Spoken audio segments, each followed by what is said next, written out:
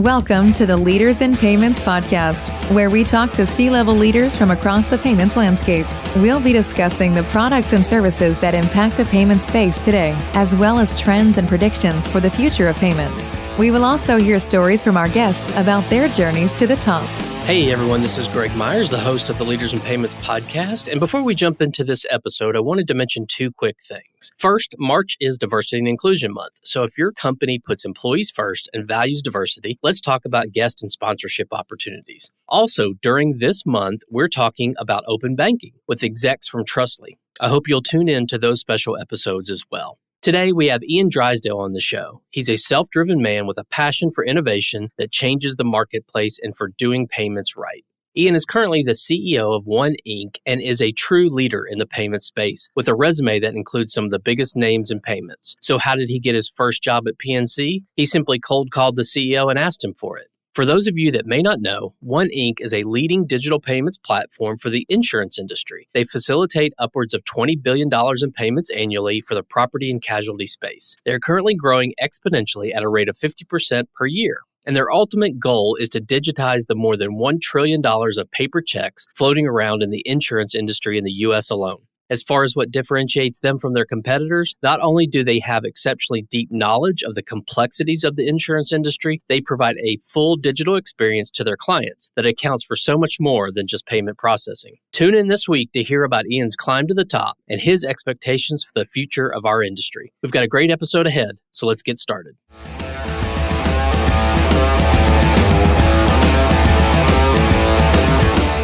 Hi, Ian. Thank you for being here and welcome to the Leaders in Payments podcast. It's great to be here today. Thank you very much. Absolutely. So let's dive right in. If you don't mind, tell our audience a little bit about yourself, maybe where you grew up, where you went to school, where you currently live. So some of those more personal things, and we'll dive into your career a little bit later on. Yeah, no, absolutely. I was born in Montreal, Canada. I moved to the U.S. when I was about 10. I was a corporate kid. I moved around the U.S. quite a bit, so I got to learn about many parts of the U.S. Went to university in Canada, then did my grad work at Florida Atlantic University in the Fort Lauderdale area. So I'm married, I have 3 kids, and I now live in St. Petersburg on the water and try to get out on the water whenever I can. So I think that's me in a nutshell. Nice. Great. Thank you for sharing that. If you don't mind, let's talk about One Inc. So tell the audience what One Inc. does.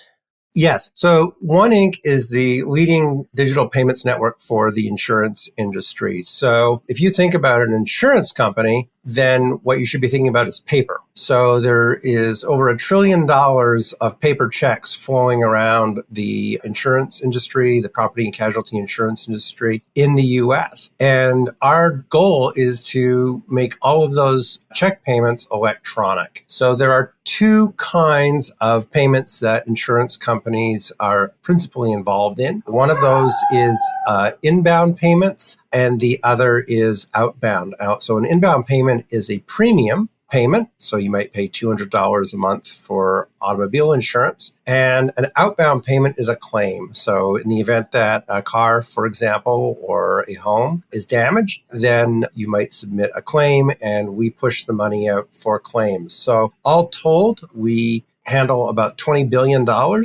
of payments at One Inc. in the property and casualty space, and that's growing at about 50% a year. Okay. And just to be clear, so this is basically almost all types of insurance outside of healthcare.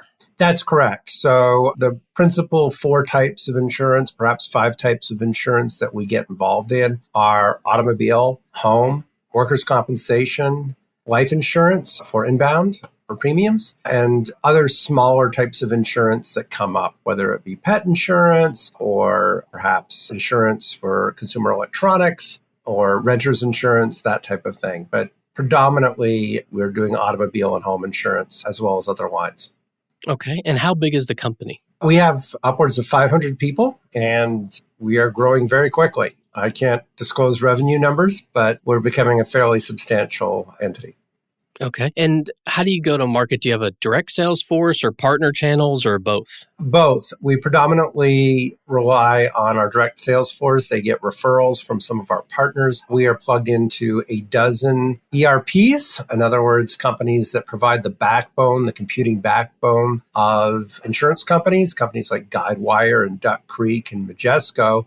this is what they do, is they provide policy management, claims management for insurance companies, and we are plugged into them so that their clients can get live with our inbound product in as few as days to get live. So those partners bring us a lot of business. And then we have partners for specific use cases in the space, and they bring us business as well. So I believe we're known as the entity that solves for insurance payment challenges throughout the space, and the companies that know us bring us business. Okay. So is the pricing model, is it pretty much your traditional payments transaction fee type model, or is there a SaaS component to it?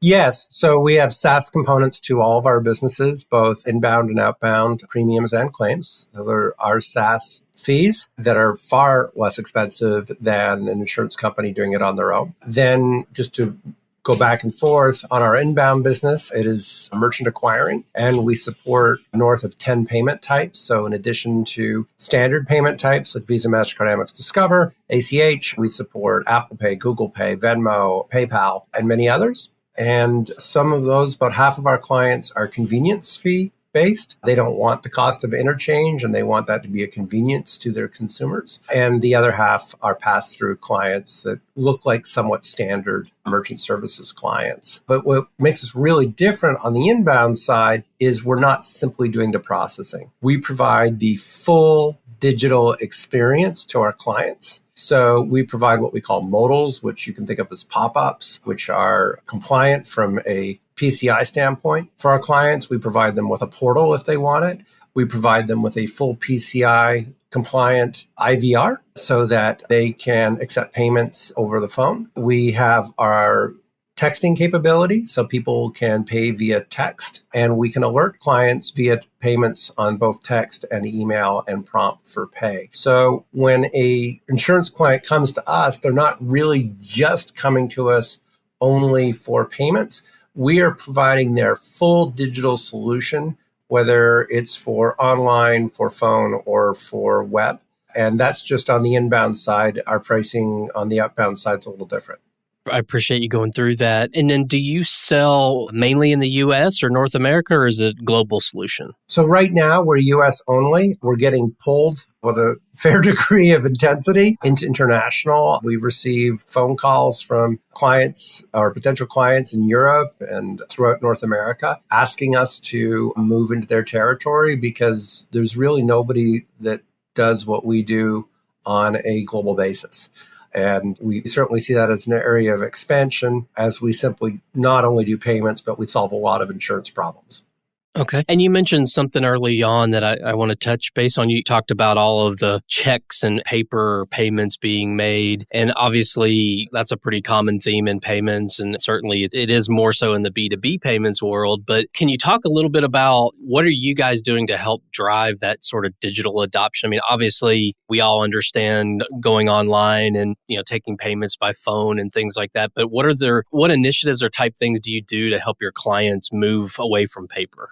We have best practices that we implement for each one of our clients. So we have them alert their vendors to the ability to take electronic payments. We provide consumers with north of 10 different ways to get paid. So if they have a claim and say it's $2,500, they can decide how they're going to receive that payment electronically, Venmo, virtual card, PayPal, and so forth. So every communication that the insurance company makes, whether it's inbound or outbound, they let the client know or the vendor know about electronic payments. In addition to that, something that we're fairly unique in regards to in the P&C space is we have our concierge service. So when we see a check for the first time for a vendor, whether it's a doctor or whether it's an attorney or whether it's an auto repair facility, we call them and say, how would you like to receive your payments in the future? And it's not just for that one carrier, it's for our entire network. So when a vendor signs up for electronic payments, they get it for all of our clients in the network. And we have north of 200 clients now that are part of One Inc. Okay. And what would you say differentiates your company from your competitors out there? Well, the first thing that we have is very, very deep knowledge of how insurance works. We just don't lose business to generic payment companies here at One Inc. So just as one example, multi-party payments are a requirement of insurance companies. So if someone's home is damaged and it's a substantial amount, say it's $20 or $50 or $100,000, it's not just a check or an ACH or some other payment modality going to the consumer. The mortgage company has to sign off and the contractor has to sign off to fix the home. This is a very, very common use case. And typically, that is a 4 to 8 week process where the consumer has to sign and then the bank has to sign and then the contractor has to sign. We can do that in one day. We do that fully electronic. So with us, we are solving for all of the use cases of insurance companies, not simply for moving money in and moving money out. So we tend to be very, very competitive in the space. Okay. And you talk about all those sort of approvals having to happen. Is that part of what's sort of built into the SaaS model? Is that sort of some software that they get as part of working with you guys? Yes, absolutely. They get the full capability of everything that they would need to accept and manage premiums, including complete integration into their ERP. We know who has paid their premiums and who hasn't, and we have all of the digital follow-up. And then on the outbound side, we know how to work with our carriers to gain full sign-off on a claims payment and to make sure that everybody involved has signed off on those claims. So we have several dozen use cases that someone outside of insurance, they just wouldn't be able to pick up on the language or the use cases that are necessary to serve an insurance client, which is why we have very, very few competitors in the space. Yeah, it's not as simple as just making a payment or taking a payment, right? That's correct.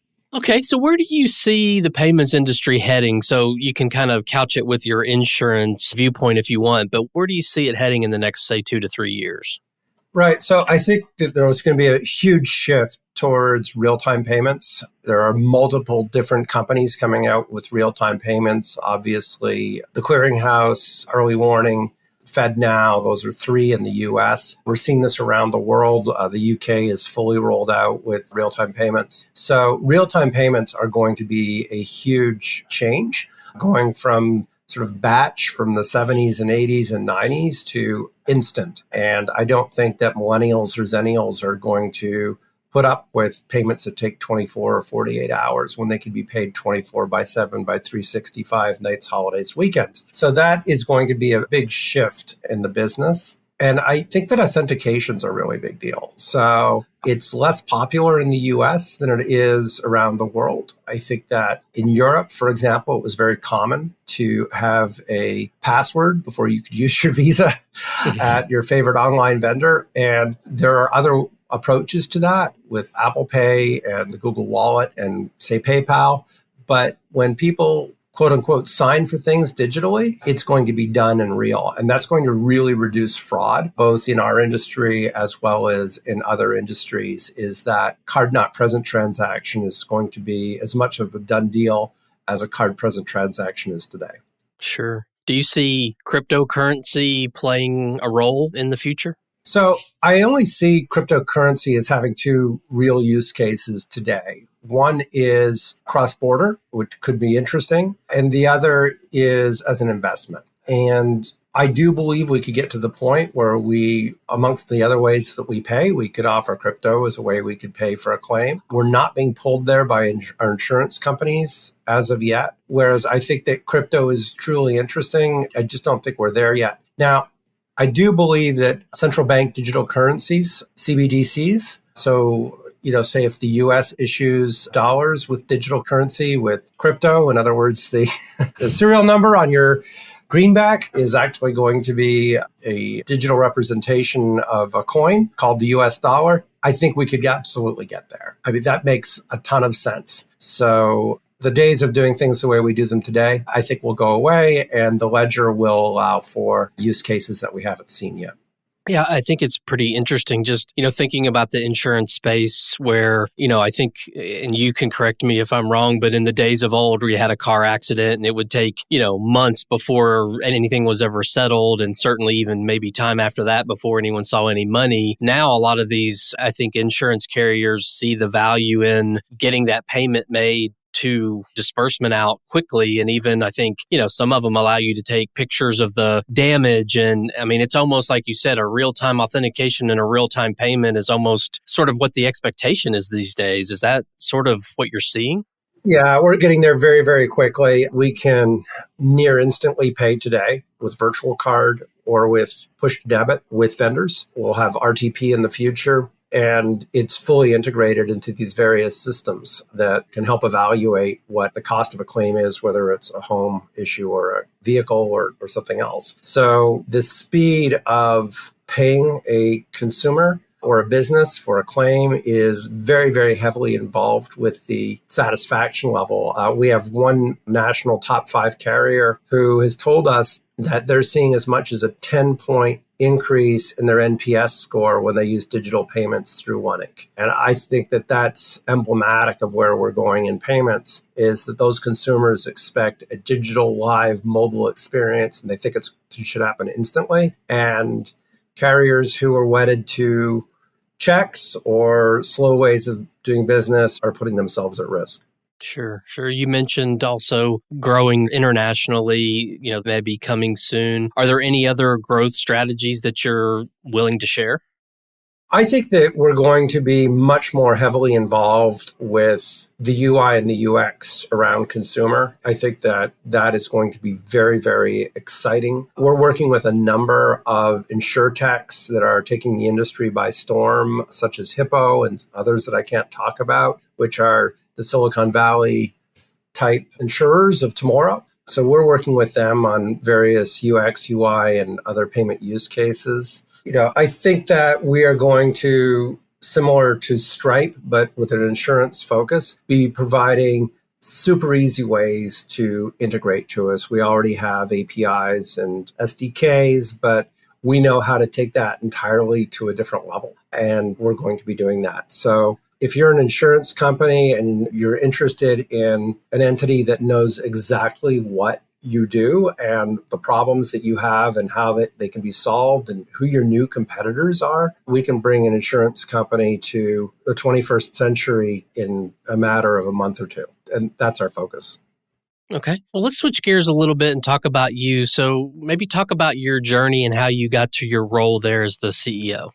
Yeah, I started off, I'd had a little sales experience in university, and I graduated when I was 22, as a lot of people do. And I cold called CEOs around Harrisburg, Pennsylvania, where my folks lived. And I got the CEO of the PNC Bank region on the phone, and I asked him for a job, and he hired me, and he asked me if I wanted to do merchant services. And I said, sure. I had no idea what merchant services was. I could not figure out why a Verifone Trans 330 cost $330 at the time, because it looked to me like a fairly basic piece of equipment. And that's how I went into business. I had a small merchant portfolio in Hershey Park, and the Hotel Hershey and Hershey Chocolate World as my first clients when I was 23, 24. I then joined Envoy, which is now First State in Nashville.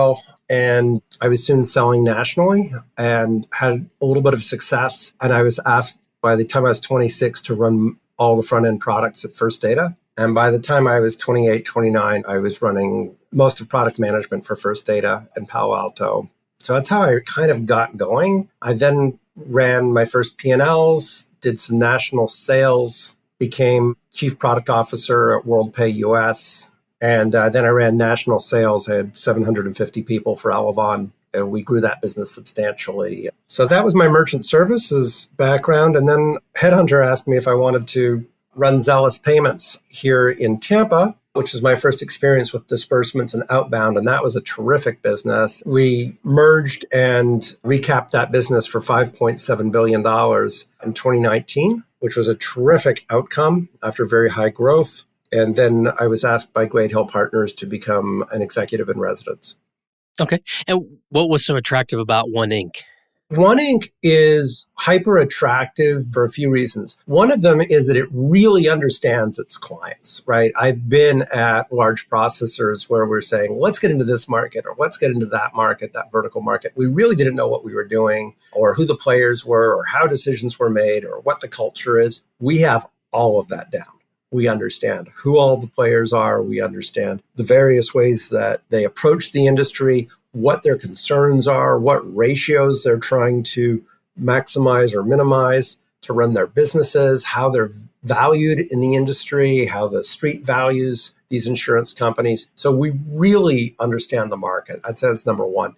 Number two, we solve for dozens and dozens and dozens of insurance-only use cases. We have many competitors who just can't figure out what we do or how we do it. And that is because our founder, Chris Ewing, has run insurance companies, has built insurance companies and sold them. So we have developed the capabilities to solve for many, many insurance use cases. So that is super attractive. And then we are very customer focused. We have a terrific sales force and client success team, and they are all over helping their clients' businesses and making them more successful. We don't have many competitors in the space. There are others who've tried to enter the space, and I think it's been a challenge. So the fact that we are known as the entity in the space, the number one player in the space, is very attractive. We had a lot of insurance capability. I've brought in some team members who are from payments who are extremely strong, and we are marrying a lot of that insurance knowledge and capability to payments knowledge and capability. My goal is to ensure that our payment friction is as low or lower than an Amazon or a Netflix. It has to be world-class. And if an insurance company is looking for that world-class capability with their own branding, then they know they can come to us. So that's why I came to OneInc. Okay. All right. So what are some things you're personally passionate about? So maybe one work-related thing and one personal thing. I'm really dedicated to innovation and changing the market and getting ahead of the market. And I'm very, very passionate about that. So we are working on, I'd say, 30 odd enhancements to the business and a couple that will really change the business. So I'm really interested in innovation and furthering innovation and investing 2-3 years out. And I'm highly passionate about that. And I believe that payments can be done wrong or right. And if done well, they become a massive differentiator in the marketplace. So I'm pretty passionate about that from a career standpoint. In terms of, I do all the same things that everybody else does relative to my family, and I'm interested in various sports and things of that nature. But another thing that gets me really charged up is doing right by employees. I have always felt that way. I worked at US Bank for nearly 5 years, and they have it built into their DNA. And I learned a lot about how to build it into the DNA of a company. So in this environment of the big quit or the great resignation or the big reshuffle, we are investing very, very heavily in our employees. Many of them have equity. We have digital bonus programs where everybody can bonus everybody else in the company that allow us to manage an at-home environment. And we are constantly celebrating success. So I am tremendously passionate about doing right by our employees. And I believe that that's how we can provide the best returns to our investors. Okay. And what advice would you give someone who's just starting out in payments? I mean, I started in payments 15 plus years ago and sort of fell into the industry and never have been able to get out. And this day and age, these college kids are taking courses about fintech and so much money being invested in payments and fintech and all the technology and cool different products and services being invented in the space. And so people see it as a career option nowadays, I think more so than in the past. So what would you tell them they need to do to be successful coming into this industry? Right. So the first thing I would say is that it's an incredibly attractive industry because of the recurring payments nature. It gets a ton of investment and there's a ton of change because once you set somebody up for payments, they can keep on making payments. So it's an extremely attractive and disruptive industry. I view the industry as the privatization of money and the digitization of money. So it happens faster and faster with greater and greater validation of who the recipient is or who the originator is. And it's a huge disruptor. So I really believe it's a great industry. So I'll start with that. To move on to how to maximize your role in the industry, you should understand what you do in the industry better than anybody else. No matter what niche you're in, you should know your competitor's product far better than you know your own. You should know the motivations of your company and the motivations of all of the companies around you. And you should be able to look at all of these massive shifts in the industry that are occurring, right? Credit to debit, alternative payments, speed with RTP, authentication, there are huge shifts that are happening in the industry, and there are also paper tigers out there. There are shifts that are not really happening in the industry. And you should have a really good handle on that. You should look at both the data and listen to a lot of different bright people who've had different experiences so that you become the go-to person in the industry in terms of where the industry is going, what the next big investment is. I've always been able, through a lot of great mentors, to identify the next big thing in the industry, whether it was cloud-based POS, or whether it was end-to-end encryption, or whether it was some of the first gateways where we had 80% share at one point in the late 90s in gateways at one of the companies I worked at. It's extremely important to figure out what's next because the industry is constantly obsolescing itself. It's constantly cannibalizing the last big thing. So it's very important to move on. And I do think that there have been false new things coming up, and identifying those is important. I remember pay by touch as an example. Just because it's all over the news or podcasts or online blogs does not mean it's the next big thing. Look at the actual data versus the actual number of lines being written online about something, and you should be able to find the next big thing. Okay. Well, Ian, we've covered a lot of ground about you, about the company, about the market. Is there anything else you'd like to add before we wrap up? I think that I just encourage everybody to be persistent. Don't let one failure knock you down. Get back up and keep going. Identify a different horse to ride if the one that you're on is not the right one. And find as many bright and smart people that you can to work with, because even if they don't work with you today, or if they do work with you today, those become your peer group in payments all the way through your career. So I'm hiring people and working with people that I haven't worked with for a dozen or 20 years because I know that they're terrific. So build that network and you should enjoy a great career in payments. Okay. I appreciate your time. I know you're very busy, so I just wanted to thank you for being here and thank you for taking the time to be on the podcast today. Well, Greg, thank you very much for your time. It's my pleasure, and we appreciate the opportunity. Absolutely. And to all you listeners out there, I thank you for your time as well. And until the next story. Thank you for joining us this week on the Leaders in Payments podcast. Make sure you visit our website at leadersinpayments.com, where you can subscribe to the show and where you'll find our show notes. If you enjoyed listening, please share on your social channels as well.